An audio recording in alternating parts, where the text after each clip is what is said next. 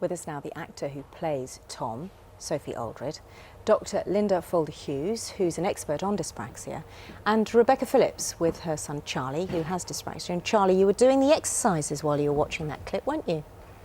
Yeah? Tell us, welcome to the programme. Tell us, Rebecca, first, when you realised that Charlie had dyspraxia or that something wasn't working.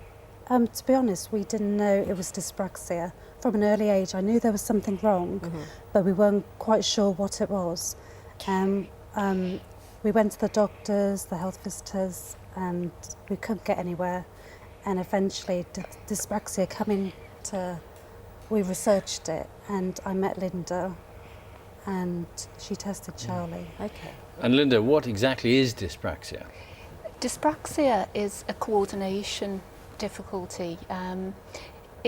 It's something that children have difficulty carrying out tasks that other children who are of the same age can do with ease. So it can affect a wide range of functional areas. So for instance, in some children it affects the fine motor skills, so things like handwriting, using cutlery. In other children it can affect gross motor skills, so participation in PE, which is a huge problem for children with dyspraxia because it really erodes on the self-confidence. It can affect the articulation of speech, and it can also affect eye movement, so children don't read as well as they should do. But one of the things to bear in mind that these children are often very bright academically, so they have intelligence levels to the average to above average range, but because of the difficulties at school they don't seem to fulfil the potentials, and this really has a detrimental effect on the self-esteem. Sophie, you play the character Tom, and we just saw a clip and Charlie was doing the exercises as well. Did you know much about dyspraxia when you were brought in to do the show?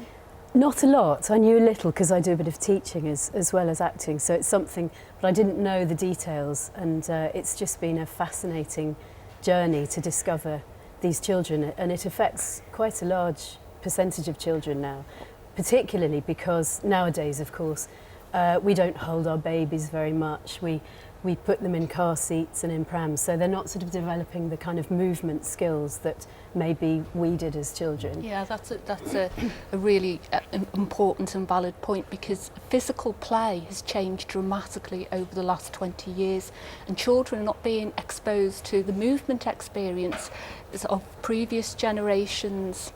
And children actually learn through repetition and practice and exposure to appropriate movement experience. But do we know what causes dyspraxia? Is it because children aren't doing the movement to start with, or is the dyspraxia... It's not that straightforward. We know why it occurs in some children. So for instance, if a child's born very early, and that was the basis of my research when I did my PhD, I looked at children who were born at least 8 weeks early, and we found that between 30 to 45% these very premature babies had dyspraxia or developmental coordination disorder.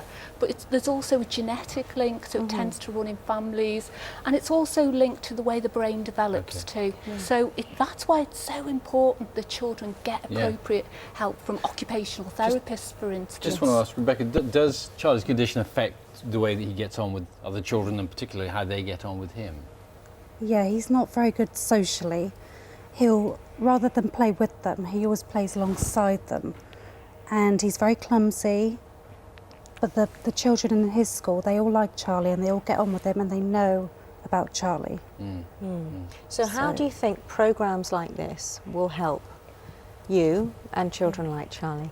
I think this programme is going to be amazing, because at the moment Charlie doesn't like to do the exercises. But I think it's going to be so good because he was doing them this morning. He was, and you were surprised yourself, weren't you? I struggled to get him to do them in the morning, so I think this is going to be really good. And it also gets him to associate that he's not the only one with the condition, you know, and that'll help him too, I would imagine. He will. Be amazing.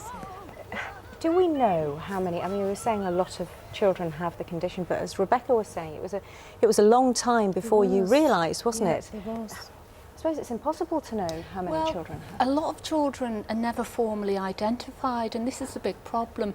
As an estimate, between 6 and 15% of children are affected. We use an average about 10%. So if you think of an average school size class of 30 children, you will have between 1 and 3 children. Right. That's And what a are we looking huge out amount for, of just children. briefly? What Well, symptoms are there? for this the condition? biggest thing is not being able to do the things that other children who are of the same age can do. That's one of the big things. Have to leave it there. Linda, Thank you very much so indeed. much. Thank you. And thank you, Sophie. Thank you, That's Rebecca. it from us Thanks, Charlie. for Well done. today. Well done, Charlie. You can see Tree Food Tom at 5:25 on weekdays on CBBS starting on Monday. That's it from us for today. Hope you can join the programme at 6 o'clock tomorrow. Have a very good day. Bye-bye. Bye-bye.